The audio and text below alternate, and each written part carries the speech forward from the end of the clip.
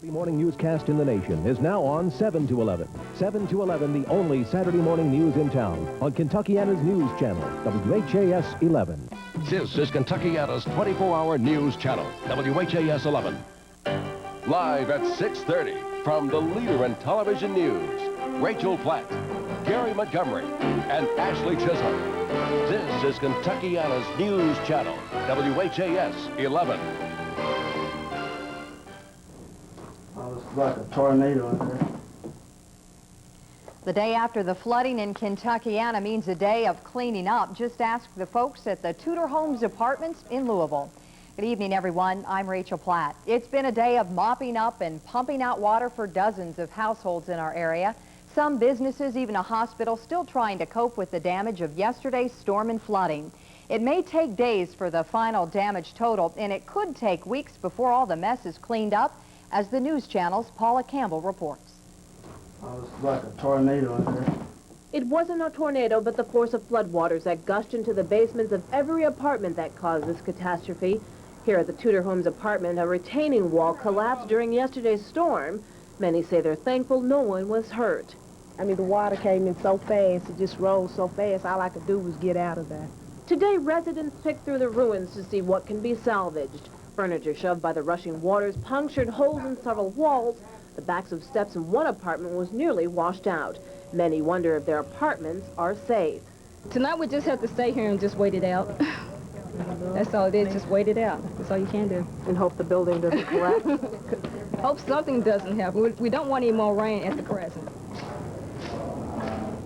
We've worked our tails off out here so far, and we still got a lot of work to do. Across town, University of Louisville maintenance workers use shop vacs to suck up the last bits of water from the soggy carpet. They're concentrating in the Houses building, trying to get it back in order before registration begins on Tuesday. Water seeps back out of the walls and out of the furniture, so therefore we have to go back over the area 2, 3, 4 times before we get all the water completely out. And it will take a while before things are back to normal here at the St. Mary and Elizabeth Hospital. The floor of the basement still has a layer of muddy floodwater. Workers are also working to repair phone lines. 30 to 40 phones are now in service in parts of the building. The phones won't be restored to patients' room for at least a week. Paula Campbell, Kentuckiana's News Channel, WHAS 11. And the residents of the Tudor Homes Apartments will meet with representatives of the Red Cross for assistance. None of the residents had renter's insurance. An autopsy today has confirmed that 51-year-old Willie Mae Marshall accidentally drowned. She was found yesterday in her car at a flooded underpass at Floyd and Hill Streets. Emergency officials believe she became entangled in her seatbelt when trying to get out of her car. And tonight, a possible investigation into that incident. A Louisville woman claims she saw the car at 12:30 in the afternoon and called 911. But crews apparently didn't respond for 3 hours. But emergency officials say the woman did not say someone was inside that car. The floods took a life in Indiana, too. This morning, conservation officers found the body of a missing migrant worker in Scott County. Mario Trejo of Chicago was with a group of workers trying to wade across Highway 56 near Scottsburg. This is Sky 11 video of an area along 56. Trejo was swept into the water along with another worker. That man managed to hang on to a road sign until help arrived. And in Scottsburg, they say yesterday's flood may have been the worst flood there ever. Water is still standing in farm fields throughout Scott County. This is the view from Sky 11 just outside Scottsburg. On the ground, you can see how deep the water is in spots. This stop sign is just sticking out of the water. In town, this is probably the strangest flood damage. These cars and trucks were damaged when a drainage pipe popped from underground to the surface. I've never been flooding like this in Scott County before. We've had floods before, but never. There's people's farms flooded now. It's never seen wetland before like this. Never. It's unbelievable. Lisenby says the flood damaged as many as 120 homes. He estimates crop damage in the millions of dollars. 10 miles south of Scottsburg and Henryville, the rain-swollen Silver Creek literally picked up 2 homes and washed them away. Jim Turner talked to people who live along that creek, including those people who say they're just glad to be alive today.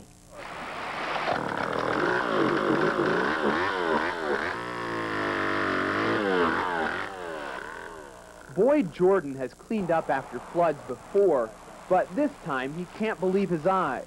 Nobody that's been out here even longer than I have ever seen it this bad.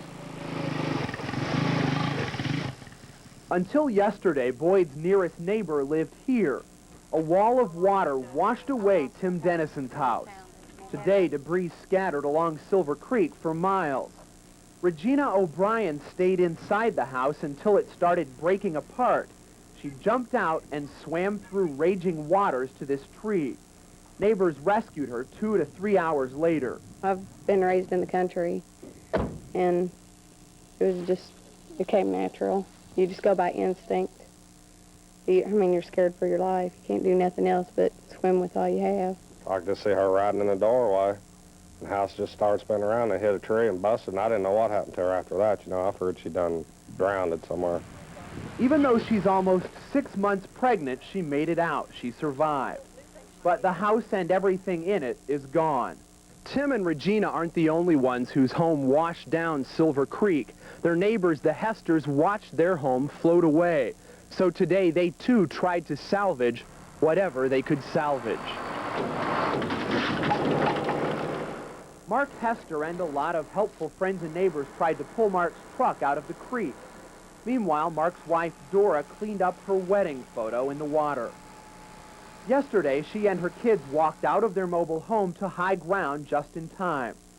This is all that's left of the double-wide trailer. The water had come up so fast that there was nothing you could do. It wasn't like it just rose. It's just like a wall of water came.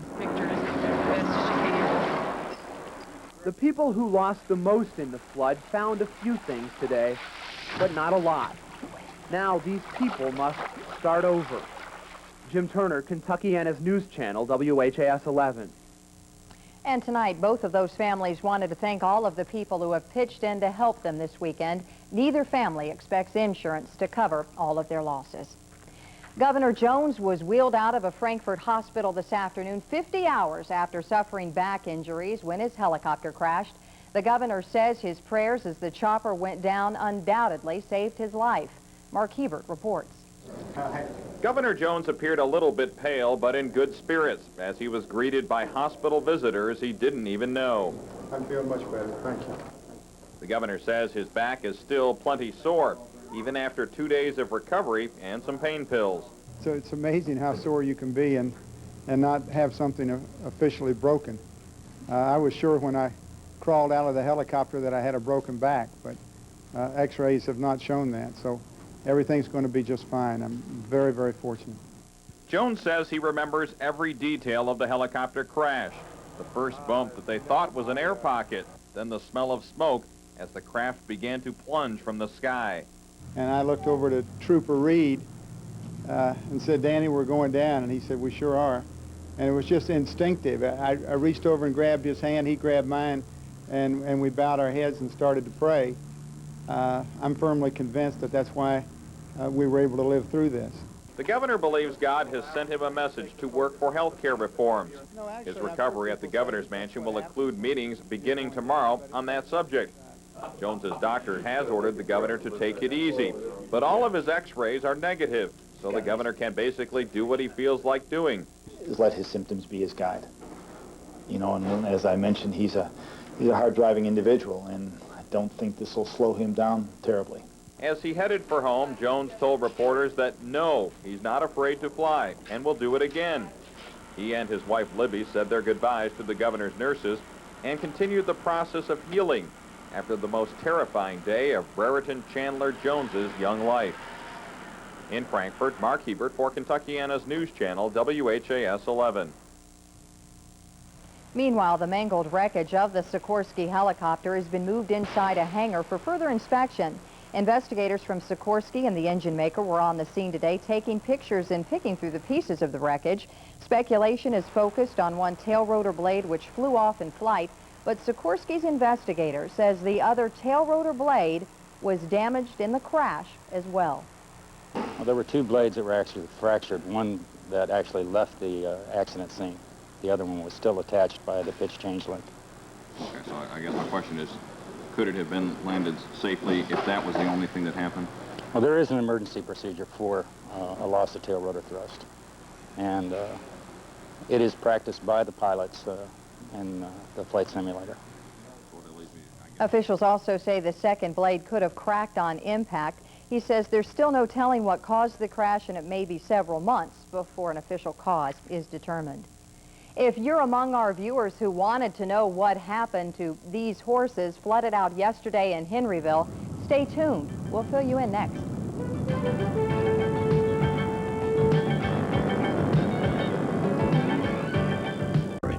Have people standing on rooftops and car tops and in trees. A violent storm strikes our community, and the WHAS-11 storm team was there. The storm is still centered right over our radar site. I've got two babies. One's 2, one's 3 months. If it moves up a little bit more, I'm getting out of here. Committed to giving you the information you needed to protect you and your family. All the warnings that are in effect, and we have a number of warnings. You know you can depend on the storm team. Only on Kentuckiana's news channel, WHAS-11. Yesterday's storm reminded many of another tragedy that claimed the life of an 8-year-old Louisville boy. Frederick Stone was electrocuted after touching a downed power line in a storm early last month.